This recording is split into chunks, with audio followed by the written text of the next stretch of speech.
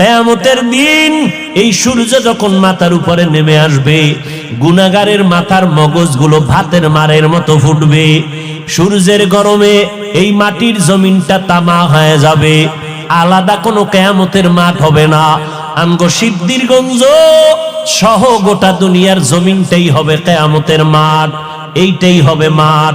আসমান থাকবে না, বিল্ডিং থাকবে না, পাহাড় গুলো তুলার মতো উঠতে থাকবে। পুরা জমিনটা সমতল হয়ে যাবে। মানুষ নাই, কিছুই নাই। যারা কবরে আছে আল্লাহ হুঙ্কার দিবে, এবার দাঁড়াও। আল্লাহ পাক ইসরাফিলের সিংহায় ফুৎকার দেওয়া মাত্র রুহু আসবে লাশের মধ্যে। এরপরে সব কবর থেকে জমিনের উপরে দাঁড়াইবে। আল্লাহর আদালত বা বিচারালয় হবে সিরিয়ার জমিন, বর্তমান সিরিয়া। ওখানে আল্লাহর বিচারালয় হবে। সব জমিনের মানুষগুলো উঠাইয়া আল্লাহ ফেরেশতার মাধ্যমে সেখানে নিয়ে যাবেন। আল্লাহ ওখানে নিয়ে বিচার কার্য শুরু করবেন। জহুর থেকে ফজর, এই ফজর আর জহুরের মাঝখানে যেই সময়, এতটুকু সময় মাত্র বিচারের সময় লাগবে। এই সময়ের মধ্যে বিচার কমপ্লিট হয়ে যাবে। আমগো সিদ্ধিরগঞ্জ থানার ভিতরে একটা মামলা 50 বছর হইরা রইল, এটা শেষ হয় না। 50 বছর মাঝে মাঝে হাতিয়া দিলে তাজা হয়, মামলা শেষ হয় না। রব্বুল আলামিন হাসরের ময়দানে কোটি কোটি কোটি সহস্র কোটি মানুষ, এদের বিচার কেমনে আধা বেলায় শেষ হবে? বলে বান্দা বুঝবি না, যেটা বান্দার যেটা ধারণার বাইরে বুঝা অসম্ভব, এই আমার মাওলার কুদরতের দ্বারা সব কিছুই সম্ভব। কাদের কুদরত দারি বার কামাল, আন্তা রব্বি আন্তা হাসবি জুল জালাল, তুহি কাদের জলিলুল্লাহ জাহাদার, বহর হালে তুহি মেরা নেগাহদার। ও আল্লাহর বান্দারা, আল্লাহ বলেন জাহান্নাম থেকে নিজেকে বাঁচাও। 2 নাম্বার দায়িত্ব তোমার আহালকে বাঁচাও। 3 নাম্বার দায়িত্ব তোমার প্রতিবেশীরে বাঁচাও। 4 নাম্বার দায়িত্ব তোমার সমাজের লোক বাঁচাও। 5 নাম্বারে যদি সময় পাও উম্মত নিয়ে চিন্তা করো। উম্মতের সিরিয়াল 5, সমাজের চিন্তা করবা সিরিয়াল 4, ঘরের পাশের লোকের চিন্তা করবা সিরিয়াল 3, নিজের মাইয়া বলা স্ত্রীর চিন্তা করবা সিরিয়াল 2। 1 নাম্বার সিরিয়াল, নিজে আগে জাহান্নাম থেকে বাঁচো। জাহান্নাম থেকে বাঁচার মানি গুনাহ থেকে নিজেরে বাঁচাও, কারণ গুনাহগারের পরিণাম ফল হলো জাহান্নাম। ও এলাকার মুসলমানেরা, এরে যুবক, ওই অন্ধকার কবরে যাওয়ার আগে নিজেকে জাহান্নাম থেকে বাঁচাও, কারণ জাহান্নামের আগুনের ইন্ধন হবে মানুষ আর পাথর। দুনিয়ার আগুন জ্বালাইতে গিয়া নরম নরম জিনিস দিয়ে আগুনকে প্রজ্বলিত করা হয়। আল্লাহ কয় জাহান্নামের আগুনটা আমি প্রজ্বলিত করব মানুষ আর পাথরের দ্বারা। অধিকাংশ মানুষ কোন মানুষ? আমি আল্লাহ পাক যারে এত নেয়ামত দিলাম, সূর্যের আলোটা ফিরিয়ে দিলাম, চন্দ্রের আলো ফিরিয়ে দিয়া দিলাম, বাতাসটাও ফিরিয়ে দিলাম, নদীর পানি ফিরি, ও বান্দা জমিনটাও ফিরিয়ে দিলাম। আমি আল্লাহ বিনিময়ে তোমার থেকে এই কথাও বলি নাই। এত কিছু দেওয়ার পর তোমার কাজ হলো সারা রাত আমারে ডাকবা। আল্লাহ কয় না। সারাদিন রোজা রাখবা। আল্লাহ বলে না। ব্যবসা করো, বাধা নাই। চাকরিজীবীরা চাকরি করো, বাধা নাই। লেখাপড়া করনেওয়ালারা স্কুল কলেজে লেখাপড়া করো, বাধা নাই। ইঞ্জিনিয়ার হও, ডাক্তার হও, সাংবাদিক হও, এসপি হও, ডিসি হও, এমপি মন্ত্রী হও, ইসলাম তোমাকে বাধা দেয় না। ইসলাম কি কয় জানো? ও বান্দা, সব তোমার জন্য ছেড়ে দিলাম। দিন রাত মিলাইয়া 24টা ঘন্টা, 22টা ঘন্টা তুমি তোমার কাজে লাগাও। মাত্র 2টা ঘন্টা সময় আমি আল্লাহর মোহাব্বতে তোমার কল্যাণে ব্যয় করো। বলে তা কেমনে? 2 ঘন্টা সময় কি একসাথে বের করা যায়? কয় যায় না, ব্যস্ত। আল্লাহ কয় একসাথেও চাই না, তো কেমনে চাই?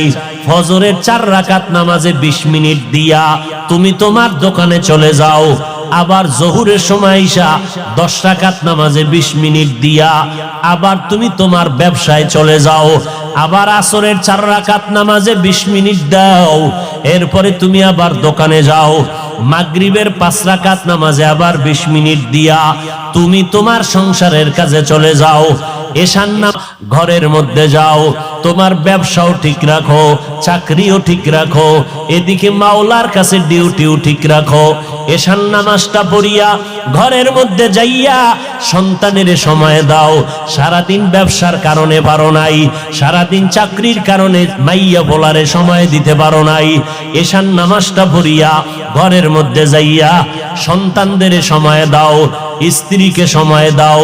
কিন্তু কপাল খারাপ, 2টা ঘন্টা সময় দিতে পারলা না, সন্তানের সময় দিতে পারলা না, সারাটা দিন রাত্র মোবাইলে সময় কাটাইবার সময় না পাইয়া ঘরের মধ্যে আইসা সন্তান আব্বু কায়া ডাকে, তুমি ফিরিয়া তাকাও না, মা সময় চায় দাও না, তুমি বিছানায় বসে খাইয়ে লইয়া পেটটা ভারী করে মোবাইল নিয়ে বসে গেলা মোরা কাবায়।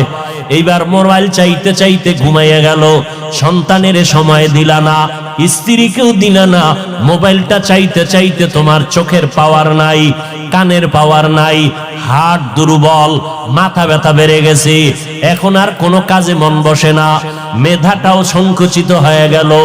এখন সকালবেলা আবার উঠা ফজরের নামাজটাও পড়লা না, তুমি আবার 8টা 9টায় উঠিয়া 1.5 প্লেট খাইয়া আবার তুমি চলে গেলা সময়। কিন্তু দেখো ও আল্লাহর বান্দা, আমগো মতো হুজুর হওয়ার দরকার নাই, তোমার লাইনে, তোমার লাইনের মানুষটা দেখো জেনারেল লাইনের মানুষ, কোনদিন মাদ্রাসায় আলিফ বাতা পড়ে নাই, অথচ নজর করে দেখো তোমার লাইনের মানুষটা সিদ্ধিরগঞ্জ বাজারে ব্যবসা করে, 5 বেলার নামাজ পড়ে। এই রকম ব্যবসায়ী আছে না নাই? বলো বাবা, তুমি কেন পারবা না? তোমার আমার মতো যুবক র‍্যাব, আর্মি, পুলিশ, বিডিআরের চাকরি করে 5 বেলার নামাজ বাদ দেয় না, অভাব নাই। আল্লাহ বিবেক দিছে, জিজ্ঞাসা করো তুমি কেন পারবা না? তোমার আমার মতো যুবক স্কুল কলেজে পড়ে 5 বেলার নামাজ ছাড়ে না, অভাব নাই। বলো বাবা, তুমি কেন পারবা না? ও আল্লাহর বান্দারা, তোমার উপরে না জানি আমার আল্লাহ বেজার, তোমার মা বাবার না জানি বরদোয়া লাগছে, ওই মা বাবার দোয়া নিয়ে তাড়াতাড়ি সামনে আগাও। জাহান্নামের গরম সইতে পারবা না, সূর্যের গরম এখনই সইতে পারি না। ও আল্লাহর বান্দা, একটা মশার কামড় সইতে পারি না। ও সিদ্ধিরগঞ্জের মুসলমানেরা, আজকে আমি যদি প্যান্ট শার্টটাই লাগাইয়া তোমার মতো রাস্তায় চলতাম, আমি হাফিজুর রহমান রে কেউ বাধা দিতে পারতো না। কিন্তু এই গরমের মধ্যে টুপি মাথায় দেই, কত কষ্ট, এরপরও টুপিটা ফালাই না। দাড়িটা লম্বা করার কারণে অনেকের চিন্তা যৌবনের ভাব চলে যায়, এরপরও কেন দাড়িটা ফালাই না? লম্বা জামাটা পরার কারণে শরীর গরম লাগে, এরপরও কেন লম্বা জামা ফালাই না? ও আল্লাহর বান্দারা, কারণটা কি জানো? আমাদের এই টুপি দাড়ির কারণে সরকার আমগো মাসে মাসে বেতন দেয় না বাবা, না, বরং এই টুপির কারণে আমগো উপরে বিপদ, এই দাড়ির কারণে আমাদের উপরে বিপদ। নাস্তিকের আমগো নামের লিস্টি বানায়, আমাদের মাদ্রাসা বন্ধ করার ষড়যন্ত্র চলে। এত চিন্তার পরেও কেন টুপি ফালাই না? ও আল্লাহর বান্দারা, ব্যবসার যেই লাইনে বলো, আল্লাহর নবীর তরিকা বাদ না দিয়েও তো আমরা না খাইয়া নাই, আল্লাহর রহমতে অসম্মানেও তো নাই। ও আল্লাহর বান্দা, এরপরেও কেন এই লাইনটা ছাড়ি না? কওমি মাদ্রাসায় লেখাপড়া করেছি, এই লাইনটা কেন ছাড়ি না? কত জাতি ভাইরা বলে কওমি মাদ্রাসায় পড়ে কোনো লাভ নাই, ওখানে পড়লে সরকারি কোনো চাকরি নাই, ওখানে পড়লে কোনো সার্টিফিকেট নাই। এইভাবে বলিয়া বলিয়া আমগো তিরস্কার করে। এই ভাইরা, একটু চিন্তা করে দেখেন, আল্লাহ তো বিবেক দিছে, চিন্তা করেন এত গরমের পরেও কেন নামাজ ছাড়ি না, টুপি ছাড়ি না? একমাত্র কারণ, আল্লাহর কোরআন পড়ে দেখলাম কোনো মিথ্যা নাই, নবীর হাদিসটা পড়ে দেখলাম কোনো মিথ্যা নাই। ও আল্লাহর বান্দা, এই কোরআনের ভুল বের করতে গিয়া কত বিধর্মীরা পর্যন্ত অপচেষ্টা করিয়া শেষ পর্যন্ত মুসলমান হয়ে গেল। ও যুবকেরা, কয়দিন আর বাঁচবা? এই মহামারীতে কত যুবকের লাশ কবরে রাখলাম, কত যুবকের জানাজার ইমামতি করলাম। ও আল্লাহর বান্দা, রাতের বেলা যখন বালিশে মাথা লাগাইয়া ঘুমাও, অন্তরে কি ভয় লাগে না? ঘুমের মধ্যে যদি আজরাইল আইসা হাজির হয়, মরা সন্তান আইসা সকালবেলা মা দেইখা চিৎকার দিয়া বলবে, তোরা কোথায় আছো? আয় আয়, আমার বাবা দুনিয়াতে বেঁচে নাই। এরে সন্তানেরা, ওই মা বাবাকে বাড়ি গ্রামে রাইখা যারা ঢাকার শহরে চাকরি করো, ব্যবসা করো, এরে বাবা তুমি আরামে খাও আর বন্ধু নিয়ে আড্ডা দাও, অথচ তোমার জানা নাই ওই মা একটা রাত্রে খানা খায় না। তোমার সাথে টেলিফোনে কথা বলতে না পারলে মায়ের ঘুম হয় না। ঘরের মধ্যে কত মেহমান, বাবায় মেহমান আনিয়া গোশত দিয়া খানা দেয়, আম্মাজান গোশত বন্টন করে দেয়, সন্তানেরও দেয়, কিন্তু দুঃখিনী আম্মাজান একটা টুকরা নিজের মুখে দেয় না। আব্বাজান কয়, বিবি তুমি কেন গোশত খাও না? কয়, আমার একটা সন্তান ঢাকা, ওই সন্তানের চিন্তা বড় পেরেশান, ও না জানি না খাইয়া কষ্ট পায়, এই জন্য আমার গোশত মুখে দিয়া যায় না, আমার চোখে ঘুম আসে না। যেই মা বাবার চোখের পানিতে আজ আমি চেয়ারে বসে বয়ান করার সম্মান পেলাম, আজকে ওই মা বাবার চোখের পানিতে তুমি টাকা পয়সার মালিক। ওই মা বাবার দোয়া ছাড়া তুমি টাকার মালিক হতে পারো নাই। ওই মা বাবার চোখের পানি আর দোয়া ছাড়া পরীক্ষায় ভালো নাম্বার পাও নাই। ওই মা বাবার দোয়া চোখের পানি ছাড়া তুমি গাড়ি বাড়ির মালিক হতে পারো নাই। ও কপাল পোড়া সন্তান, ওই মা বাবা অনেকের দুনিয়ায় নাই, অন্ধকার কবর থেকে দোয়ার অপেক্ষা আছে রে বাবা। আর যারা এখনো দুনিয়ায় বেঁচে আছে, ওই মা বাবা তোমার অপেক্ষা আছে কখন তুমি হাসি মুখে সালাম দিবা, মধুর মোহাব্বত নিয়ে কথা বলবা। ওরে সন্তানেরা, ওই মা বাবার থেকে দোয়া নিয়ে চলতে হবে, না হয় উপায় নাই। ও আল্লাহর বান্দারা, চিন্তা ভাবনা করে দেখলাম আজকে আমার ডানে বামে ভক্ত বৃন্দের অভাব নাই, আমার টাকা বাড়ি গাড়ির অভাব নাই, কিন্তু চিন্তা করে দেখলাম আজকে আমি বক্তা, কত সম্মান, এত রাতেও মানুষগুলো বাড়ি যায় নাই, কিন্তু এই সম্মান কতক্ষণ? দুইটা চক্ষু যখন বন্ধ হয়ে যাবে, আমার গায়ের জামা কাপড় সব কেটে রেখে দিবে, তিনটা সাদা কাপড়ের প্যাকেট যেদিন বানানো হবে, ওই দিন দেখবো কে আমার সাথে যায়। আসল বাস্তবতা হলো কেউ আমার সাথে আর কবরে যাবে না, তোমার কবরও যাবে না। তুমি কয় টাকার মালিক এই প্রশ্ন ফেরেশতারাও করবে না। তুমি কি পরিমাণ শিক্ষা গ্রহণ করছো এই প্রশ্ন করা হবে না। ওই কবরে তিনটা প্রশ্ন হবে আমাকে, আপনাদের সবাইকে। রবের পরিচয় দাও, ধর্মের পরিচয় দাও, রাহমাতুল লিল আলামিনের পরিচয় দাও। এই তিনটা প্রশ্নের জবাব যারা দিতে পারবে তাদের কবর হবে জান্নাতের বাগান। কারা পারবে? দুনিয়াতে যারা রবের গোলামি করে যাবে, দুনিয়াতে যারা ইসলাম অনুযায়ী চলবে, নবীর সুন্নাত অনুযায়ী আঙ্গুলের নখগুলো কাটবে, মাথার চুলগুলো নবীর তরিকায় রাখবে, জুতা দুইটা নবীর তরিকায় পরবে, বাথরুমে ঢুকতে আর বের হইতে নবীর সুন্নাত যারা মানবে, আমার পোশাকটা গায়ে পরতে খুলতে নবীর তরিকা আছে যারা মেনে চলবে, এরা যখন কবরে গিয়া জবাব দিবে জান্নাত হয়ে যাবে। কিন্তু আপনি আমি চিন্তা করেন, রবের গোলামি কি পরিমাণ করেছি, আল্লাহর দ্বীন ইসলাম কি পরিমাণ মেনে চলেছি, অথচ এক বেলার নামাজও পড়তে পারি না, মা বাবার খেদমত করিয়া তো দোয়াও নিতে পারি নাই। মা বাবায় শুধু আমার কথায় রাগ করে, কষ্ট পায়, আমার ব্যবহারে আব্বা আম্মা কষ্ট পায়, না পারলাম তাদের মুখে হাসি ফুটাইতে, না পারলাম তাদের কিছু দিয়া খেদমত করতে, তাহলে আমার এদিকে ইবাদত নাই, মা বাবার দোয়াটাও পেলাম না। মা বাবারে কতবার ধমক দিয়া চোখের পানি ফালাইলাম, তাহলে আমার এদিকে নাই, আলেম ওলামার কাছে যাইয়া দোয়া নিব তাও পারি না, বরং ফেসবুকের মধ্যে আলেম ওলামার বিরুদ্ধে লেখালেখি করি, আলেমদের ইমামের বিরুদ্ধে কথা বলি, খতিবের বিরুদ্ধে কথা বলি, এই মসজিদের ইমাম সাহেবদের বিরোধিতা করি, তাহলে আমার তো কোনোটা রাস্তাই নাই নাজাতের। না রবের চিনলাম, না ইসলাম মানলাম, না আঙ্গুলের নখ কাটার মধ্যে নবীর সুন্নত অনুযায়ী কাটলাম, না মাথার চুলগুলো নবীর তরিকায় রাখলাম, না পোশাকটা নবীর তরিকায়, না আমার ঘুমটা নবীর তরিকায়। ঘুমাইতে গিয়াও তো হিন্দি গানের তার লাগাইয়া ঘুমাইলি রে বাবা। এই অবস্থায় যদি আজরাইল এসে হাজির হয়ে যায়, আর এই গুনাহ অবস্থায় যদি তোমার কবরের ডাক এসে যায়, সাদা কাফনের প্যাকেট বানাইয়া অন্ধকার কবরে যখন রেখে আসবে, ওই অন্ধকার কবরে মাটি আর অন্ধকার, আপন কেউ থাকবে না। ওই কবরের মধ্যে রাখার পরে তিনটা প্রশ্ন তোমাকেও করা হবে।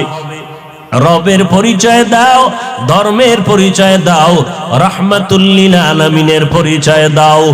একটা প্রশ্নের জবাব দিতে পারবা না রে বাবা।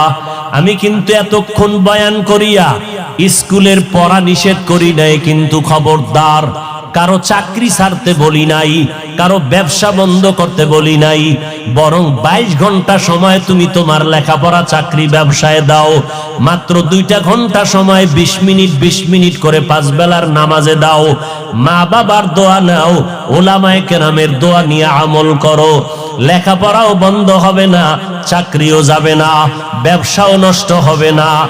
এরপরও সুযোগ পাইয়াও যদি আল্লাহর হুকুম মতো নামাজে না যাও, ওই কবরে 3টা প্রশ্নের জবাব দেওয়া সম্ভব হবে না। মদিনার নবী বলেন, এই বেঈমান নাফরমান যখন জবাব দিবে না, সাথে সাথে আল্লাহ পাক গায়বী আওয়াজ দিবেন, ও কবরের ফেরেশতা, এই নাফরমানের কোনো সময় দিও না। দুনিয়াতে বহু সময় পাইয়া শুকর আদায় করে নাই, আমার নেয়ামত খাইয়া শুকর আদায় করে নাই, এখনই কবরে জাহান্নামের বিছানা দিয়া দাও। কবরের মধ্যে জাহান্নামের সাথে রাস্তা বানাও। পুরা কবরের মধ্যে জাহান্নামের আগুন, একটা না, 2টা না, 99টা সাপ কবর ভরে যাবে। আল্লাহ গায়বী আওয়াজ দিয়া রাগান্বিত হয়ে বলবেন, ও কবরের মাটি, এই নাফরমানকে 2 পার্শ্ব থেকে জোরে জোরে চাপ দাও। এত জোরে চাপ দিবে পাজরের হাড্ডি চুরমার হয়ে যাবে। ও আল্লাহর বান্দারা, এই কথাগুলো নবীর হাদিস থেকে শুনাইলাম। মনে মনে চিন্তা করো, নবীর হাদিস তো মিথ্যা হতে পারে না, কারণ আমার নবী 63 বছর জীবনে একটা মিথ্যা কথা বলেন নাই। আম্বিয়ায়ে কেরাম, ওলামায়ে কেরামের কথা মিথ্যা হতে পারে না। 1জন 2জনে মিথ্যা বলতে পারে, লক্ষ লক্ষ নবীদের কথা মিথ্যা না, লক্ষ লক্ষ সাহাবায়ে কেরামের কথা মিথ্যা নয়, কোটি কোটি ওলামায়ে কেরামের কথা মিথ্যা না। অতএব এই গুনাহগারের জন্য জাহান্নাম সত্য। এখন উপায় হলো তওবা করা। এই গভীর রাত সবার কপালে তওবা নসিব হবে না। আল্লাহর কাছে যার দিলটা নরম, মনে মনে আল্লাহকে ডেকে বলবে, হে মালিক, এই ময়দানে আমার মতো গুনাহগার কেউ নাই, গুনার কারণে আমার হাত না পাক, চোখ না পাক। ও আল্লাহ, এই ময়দানে আমার মতো গুনাহগার কেউ নাই। আয় আল্লাহ, আজ আপনার কাছে গোপনে ক্ষমা চাইতেছি, আর গুনার কাছেও যাব না। আমার হাতের দ্বারা, আমার জবানের দ্বারা কত অন্যায় করেছি, আমার কথায় কষ্ট পায় কত মানুষের চোখের পানি পড়ল, আলেম রে কাদাইলাম, মা বাবারে কাদাইলাম। ও আল্লাহ, তুমি মাফ করে দাও। আমার মায়ার নবী বলেন, চোখের পানি ছেড়ে যারা তওবা করবা, তাদের গুনাহ সাথে সাথে মাফ হয়ে যাবে। ও আল্লাহর বান্দা, ওরে যুবক ও বৃদ্ধ বাবাজি, ও পর্দার আড়ালের মা, দুনিয়াটা কিছুই না, সাদা কাফনের প্যাকেট। যেদিন হয় আজকে গুনাহ থেকে তওবা করে নিলাম। ও আল্লাহ, আমাদের তওবা কবুল করে নেন। আমাদের তওবার উপরে মজবুত হইয়া চলার মরণ পর্যন্ত তৌফিক দান করেন, আমিন। আতিনা ফি দারে দুনিয়া না হাসান, আতিনা ফি দারে উকবা না হাসান, ইয়া গিয়াসাল মুস্তাগীসিন হদিনা লফতিখারা বিল উলুমে ওয়াল গিনা। হর গরিদে নেক তু তৈয়ার হে, जो न मांगे उससे तू बेजार है। আল্লাহ তাআলা বলেন, ও দুনিয়ার মানুষ, আমি তোমাদেরকে কর্মসূচি দিলাম, দুনিয়াটা তোমাদের জন্য জেলখানা। কারণটা কি জানো? জেলখানায় সবাই ঢুকতে চায় না, আবার একবার ঢুকলে মন মতো বের হতে পারে না। দুনিয়ার মানুষ, ইমানের বাউন্ডারির জেলখানায় যারা ঢুকছো, মন চাইলে বিড়ি টানা যাবে না, মন চাইলে এখন গালি দেওয়া যাবে না, মন চাইলে চুরি ডাকাতি করা যাবে না।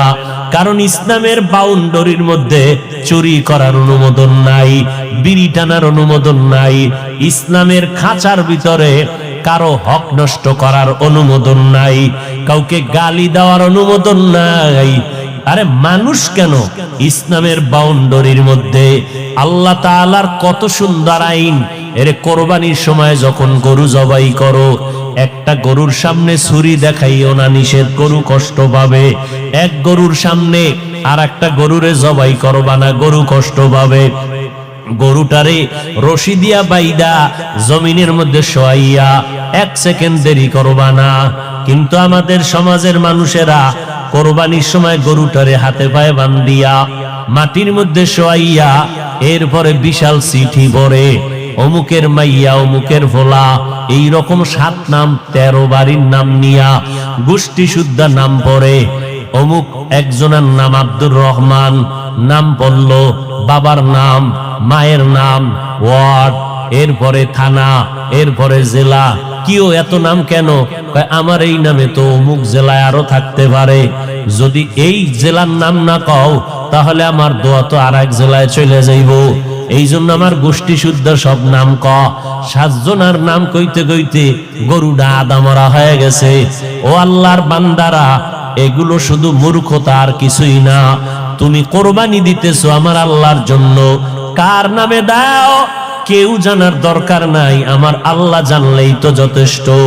আল্লাহর জন্যই যদি দিয়া থাকো, ইমাম সাহেবের ডাইকে আবার গরুডারে কষ্ট দিয়ে কেন চিঠি পড়াও?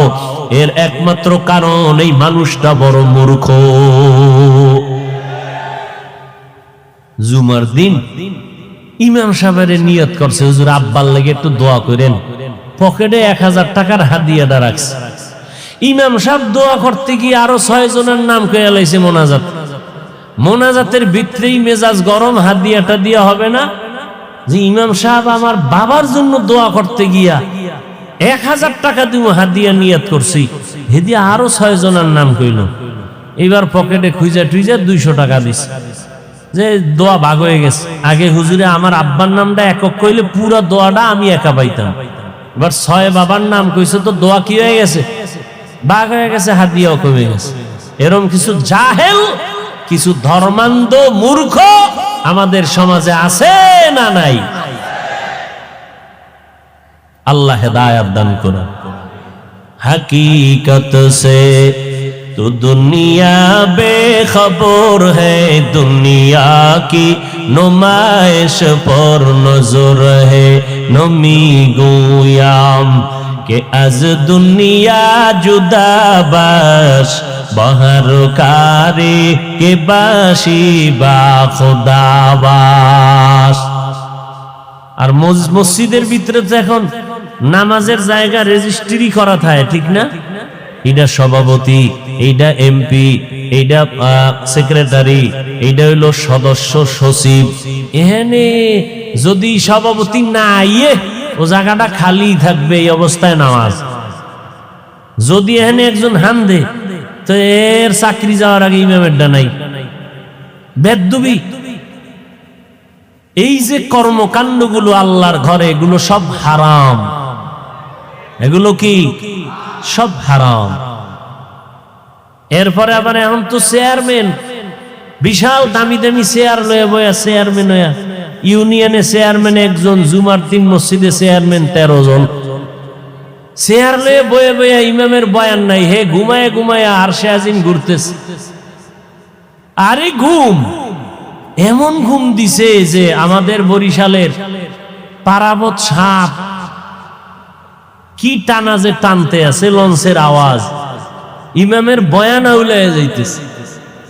যখন একামত, চেয়ারম্যান 13 জন খারায় আল্লাহু আকবার, কিও দাদা অজু কয় না, অজু কি কয় ঘুমাইলেন কয় না, কি ঘুমাইছি মোরা খাবায় না ছিলাম। এরকম চেয়ারম্যান আছে না নাই? কিয়ামতের আলামত, বান্দা আল্লাহর সাথে মোহাব্বতের পার্সেন্ট যত কম, তার বাস্তবে তার কাজটাও ওই রকম কম। আমার আব্বার মাজা ব্যথা, ঢাকা আনলাম, ডাক্তার দেখাইলেন, ডাক্তার কয় চেয়ারে বসে নামাজ পড়বেন। আমার বাসায় আইসা দেখি মাটিতে বৈশা, ফ্লোরে বৈশা নামাজ পড়তেছে। কেউ চেয়ারে না, ডাক্তার কইছে। তো বাবা চোখের পানি ছেড়ে বলে, মাওলারে একটা সেজদা দিমু, যদি মাটিতে কপাল না লাগাইতে পারি। একই কান্দে দিছে।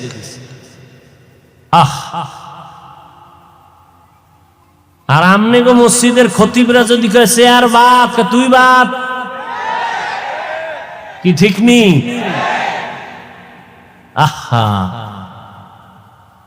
আচ্ছা, আমনের মাজায় সমস্যা, হাঁটুতে সমস্যা, একটু উঁচা জায়গায় বইয়ে পড়বেন, এই তো। তো একটা টুল মিলিত হয়, হাতাওয়ালা দামি চেয়ার, আবার স্প্রিং লাগাই লইছে নিচে দিয়া, ঘুরে। এই সমস্ত চালাকির কি মানি মাওলার সাথে? পৃথিবীর শ্রেষ্ঠ জায়গা আল্লাহর ঘর, যেখানে আপনি বিনয়ী হইয়া নামাজ পড়বেন, মাথার কপালটা মাটিতে লাগাবেন। আমার রাসূল বলেন, আস-সাজিদু ইয়াসজুদু ইলা কদামির রহমান। বান্দা যখন সেজদা করে, ও মাটিতে দেয় না, রহমানের কদমে সেজদা দেয়। আর যার মাটির লগে কোনো কালেকশনই নেও, দিবে কি? হায় হায় হায় হায় হায়। যাক, বেশি কথা খাওয়া যাইব না। কোন দিকের বাতাস আবার কোন দিকে যায়, আল্লাহ হেদায়াত দান করুন। আজকে একটা জুমা গেছে না, আপনাদের এই সমস্ত এলাকায় মসজিদে জুমার সময় লোক কম না বেশি? বাড়ে না কমে? বাড়ে না। মসজিদের ছাদ, রাস্তাঘাট সব বোঝাই, মুসল্লি আর মুসল্লি সভাপতি কান্দে, টাকা দাও টাকা, বিল্ডিং বানানো লাগবে, জায়গা বানানো লাগবে, মুসল্লি বেড়ে গেছে। এই মুসল্লিগুলো সব কিশোরগঞ্জ থেকে আসছে আপনাদের এখানে না আজকে? এরা কোন জায়গা? এরা ফজরে কই গেছিল, আবার আসরে নাই। কি নাটক, কি নাটক! ফজরে নাই, আসরে নাই, জুমায় ভিড়। তো কেমন ভিড়? ইমামের সাথে 2 রাকাত, আগেরটারও খবর নাই, পরেরটারও খবর নাই। আবার আমার মতো এক মোল্লা ফতুয়া দিয়ে দিছে, জুমার আগে সুন্নাত লাগে না। শোনেন নাই? ইউটিউব খুললে কি দেন? ইউটিউব যে খুলেন, কি দেন ইউটিউবে? সোনা বন্ধের গান শোনেন খালি না? এই যে আলেমরা এই যে অষ্টাস করে, শোনেন না? কি শুনেন? এই যে এক আলেম বলছে জুমার আগে সুন্নাত লাগে না। নাউজুবিল্লাহ হয় না নাকি আউজুবিল্লাহর ফাটতি সব? যে আলেম বলবে জুমার আগে সুন্নাত লাগে না, বাতিল। জোরে বলো। যে আলেম বলবে কাজা নামাজ লাগবে না, সে আলেম বাতিল। যে আলেম বলবে নফল ইবাদত লাগবে না, সে আলেম বাতিল। যে আলেম বলবে কোরআনের অর্থ না জেনে পড়লে কোনো লাভ নাই, সে আলেম বাতিল। যে আলেম বলবে ছোট বাচ্চাদেরকে কোরআন পড়াইয়া সারা রাত মাদ্রাসায় রেখে লাভ নাই, মায়ের কোলে ঘুম পাড়াও। এই মাদ্রাসায় দিয়া বাচ্চা পঙ্গু হয়ে যাবে, তাহাজ্জুদ পড়াইয়া পাগড়ি মাথায় দিয়া কি লাভ হবে? মদিনার নবী কয়, এই সন্তানের বাবা, 7 বছরে সন্তানটারে নামাজের মুসাল্লায় দাওয়াত দিয়া দাঁড় করায় দাও, 10 বছরে শাসন করিয়া এরপরে নামাজে দাঁড় করাও। কারণ এরপরে ঘাড় যখন সোজা হয়ে যাবে, মা বাবার কথার কমান মানবে না। আগের থেকে অভ্যাস করো, ওই মাদ্রাসায় গিয়া ছোটবেলা থেকে আমার আব্বা আমারে লুঙ্গি পরাইতেন, পায়জামা পরাইতেন, ওখান থেকে পাগড়ি পরতাম, ছোট থেকে লম্বা জামা। আজও পর্যন্ত পাগড়ির অভ্যাস ওই সময় না থাকলে পড়তে পারতাম না। তাহাজ্জুদের অভ্যাস যদি মাদ্রাসায় না হইতো পারতাম না। ওরে ভাই 7 বছর কেন, 5 বছরের পিচ্ছি যেই ফাঁকা, কি লাইভ দেয়, লাইভ 5 বছরের বাচ্চা কি দেয়, কি ফাঁকনা ফাঁকনা কথা। অতএব নবী বলেন 7 বছরের সময় নামাজের মুসাল্লায় দাওয়াত দিয়া দাঁড় করাও, 10 বছরের সময় শাসন লাগলে শাসন করো। নবীর তাবিজ উপেক্ষা করার উপায় নাই। ছোট থেকে যদি গড়তে না পারো, পরবর্তীতে আর গড়ার কায়দা নাই। বাসায় রাখবা মায়ের কোলে, মায়ের কোলে থাইকা বান্দা বাচ্চাটা কোরআন শিখতে পারবে না জীবনেও। সে মোবাইল চালায়া চালায়া সব জীবনটারে নষ্ট করবে। বলবে আম্মু খানা দরকার নাই, মোবাইল দাও, ঘুম দরকার নাই, মোবাইল দাও, বাথরুমে বসলেও মোবাইল লাগবে, কান্না বন্ধ করার জন্য মোবাইল দাও। আর মোবাইল হলো চরিত্র ধ্বংস করার একটা হাতিয়ার। অতএব যদি এখন কেউ বলে ছোট ছোট মাদ্রাসায় বাচ্চাদেরকে দিয়া কোরআন পড়াইয়া পাগড়ি বাঁধানো ঠিক না, তাহাজ্জুদ পড়ানো ঠিক না, এই বাচ্চাটারে 24 ঘন্টা মাদ্রাসায় রাখিয়া চাপের উপরে কোরআন পড়ানো ঠিক না, এইভাবে যারা উম্মতকে কোরআনের ইলম থেকে দূরে সরাবার উৎসাহ দেয়, কোরআনের থেকে দূরে সরাবার জন্য উৎসাহ প্রদান করে, আমি বলবো তার অন্তরের মধ্যে আলেমের ভেজাল।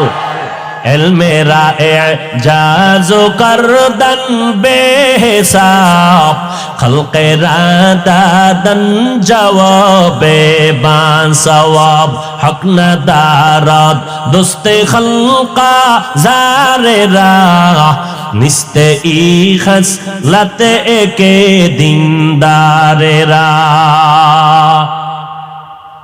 সমস্যা সালাম আলাইকুম। সব কিনা নবীরা ওয়াদের বাট ইয়ান কোলাবনা এলাকা রাখে দয়া করে খেলো একটু বুঝান যে বাবা মার কমান্ডা মানে আল্লাহ কবুল করেন। হ্যাঁ, ভালো জায়গায় হাত দিছেন, টাইম তো নাই। হ্যাঁ, মা বাবার খেদমতের কথা বলতেছেন। এরে সন্তান, ওই যে এইটাই বুঝাইতেছি আমি, কই মাদ্রাসায় দাও, আর এক বক্তায় কয় খবরদার মায়ের কোলে কাপড় দিয়ে পেঁচায় ঘুম পাড়াও। তাহলে মায়ের কোলে থাকলে শিখবে মোবাইল, কথা ঠিক নি? আর কি শিখবে? কিরিং কিরিং টেলিফোন, হ্যালো হ্যালো হ্যালো, কে তুমি কাকে চাও বলো বলো বলো, আমি ম্যাও হ্যালো ক্যাট বিড়ালকে চাই, জরুরি খবর আছে ডেকে দাও তাই। হামটিমা টিম টিম তাদের খাড়া দুটো শিং, তারা মাঠে পারে ডিম। শিংওয়ালা জানোয়ারের ডিম দেয়নি? হ্যাঁ, এই কথাটা কাঁচা মিশা কথা না? মিথ্যা কথার দ্বারা কোনোদিন চরিত্র ভালো হবে? আল্লাহ হেদায়াত দান করুন। এরে ভাই, অনেক গার্ডিয়ান আমার কাছে আসে মাদ্রাসায়, হুজুর আমার সন্তানটা দুষ্টামি করে ঘরের মধ্যে, আলমিরা ভাঙ্গিয়া ফালাইছে, গ্লাস 6টা নাই, চায়ের কাপ ভেঙ্গে চুরমার, আর কাপটা কম কন কি 90,000 টাকার মোবাইল নাই। দেখতে দেখতে এমন জোরে ফ্লোরের মধ্যে আসার দিছে, 3 দিন করাইছে এটারে গোসল, খালি বালতিতে ভিজায় আর উড়ায়। বাচ্চাদের কাম আসসাবিয়ু সাবি ওয়ালাউ কানান নবী, বাচ্চা তো বাচ্চাই। কি করি? আমি কি করতে চান? কয় মাদ্রাসায় একটু আসা যাওয়া করুক, এই ফাঁকে ফাঁকে আসবে, আবার আমরা নিয়ে যাব। তো একটা অভ্যাস গড়লো। এই অবস্থায় যদি কাটা গায়ে লবণের সিটা দিয়ে কয় মাদ্রাসায় ছাত্রদেরকে এই এই এই হ্যাঁ, টুকটাক অপ্রীতিকর কিছু ঘটনা হতে পারে। আরে ভাই, এখন তো ফিডাফিডি নাই। স্কুলে যারা পড়ছেন মুরব্বীরা, কি ফিডাটা যে খাইছেন, আমার এক চাচায় কয় এমন ফিডা আমার একটা দিছে, ওই ফিডার চোটে যে দৌড় দিছি ডাস্টার মাইরা সারের গার উপরে ভরে নাই, এমন দৌড়। ওদিন থেকে স্কুল তালাক। বুঝেন নাই? খেজুরের বিশাল বড় বাইল, 6 হাত লম্বা। সেই সময়ের পিঠা খেয়ে যারা ধৈর্য ধরেছে তারা আজকে দামি দামি মানুষ হয়েছে, দুনিয়ার লাইনে আখিরাতের লাইনে। যাক, পিঠাফাটির দরকার নাই। কমলমতি শিশু বাচ্চা, এদেরকে আদর আপ্যায়ন করে আমরা এদেরকে যতটুকু সম্ভব শিক্ষা দিব। কথা ঠিক না? এরপরও আমাদের সব মাদ্রাসায় বিষয়ে হুঁশিয়ারি সংকেত আছে। কোন ছাত্রের হাতের তালুতে 2-1টা প্রয়োজনে দিবেন, তাও ওজনটা কেমন হবে? আপনার রাগ আছে 90, কিন্তু ওর হাতের বাড়ি দিতে হবে মাত্র 5%। ওই 90-এর রাগ দিয়ে বাড়ি দিলে আমিও সইতারুম না। যদি দেন, আল্লাহর আদালতে জালেম হইয়া হিসাব দিতে হবে। স্পষ্ট বলছি হুজুরদেরকে সেদিনও মিটিং এ, যে স্পষ্ট আল্লাহর কাছে জালেম হবেন, জালেম। এরপরও টুকটাক যদি কিছু হয়, এটা পাবলিকের বললে কি আলেমের সম্মান বাড়াইলো? ওই আলেম পাবলিকের সামনে এই সমস্ত কথা বললে কি মানুষ আলেম আমাদের প্রতি ভক্তি বাড়বে না ভক্তি নষ্ট হবে? তাহলে এই সমস্ত আলেমদেরকে আমরা পরিপূর্ণ আহলে হক মনে করতে পারি না। এদের অন্তরে ঝামেলা আছে, এরা শুধু ফিতনা বাজায়, সমাধান দিতে পারে না। যাবেন মসজিদে নামাজ পড়বেন, সেখানের মধ্যেও ফিতনা। কি ভাই বলে জোরে জোরে আমিন বলতে হবে, না হয় তোমার নামাজ পরিপূর্ণ হক আদায় হবে না। নাভির নিচে হাত বাঁধলে হবে না, বুকের উপরে লাগাও। ও ভাই, তুমি বুকে হাত বাঁধো, আমগো কোনো টেনশন নাই। জোরে আমিন বলো, কোনো টেনশন নাই। মক্কা শরীফ যারা গেছেন, মদিনায় গেছেন, মক্কায় হজে গেলেন, ওমরায় গেলেন, হাজারো লাখো মানুষ নামাজে দাঁড়ায় গেল, একটা টানা 1.5 ঘন্টা ঘুমাইছে। একামত যখন হয়ে গেল, দাঁড়ায় হাত বাইদে রেডি।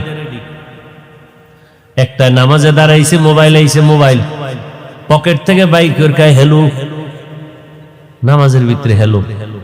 এরপর কি জানি হেন্দ কইছে, আবার চলা চলা, নামাজের ভিতরে আছি, কাইটে কাইটে পকেটে দিয়ে আবার জায়গায় খাড়া হয়ে গেছে।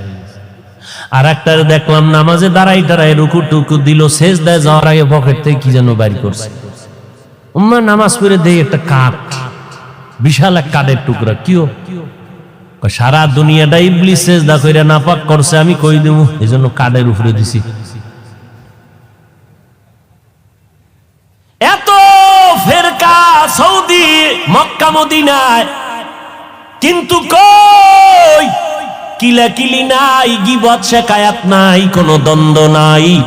বুঝলাম না আমার সোনার বাংলার মধ্যে এত ধাক্কা ধাক্কি মুসলমানের মধ্যে ঢুকলো কেন? এত গীবত শেকায়াত কেন? চরমনায়ের বিরুদ্ধে গান, তাবলীগের বিরুদ্ধে গান। তাবলীগে গিয়া কোনো লাভ নাই, চরমনায় গিয়া লাভ নাই। ও আল্লাহর বান্দারা, কওমি মাদ্রাসায় পড়ে লাভ নাই, দেওবন্দীদের কাছে গেলে লাভ নাই, হাটহাজারি গেলে লাভ নাই। এই সমস্ত কথা বলে বলে মানুষকে বিভ্রান্ত করা হয়।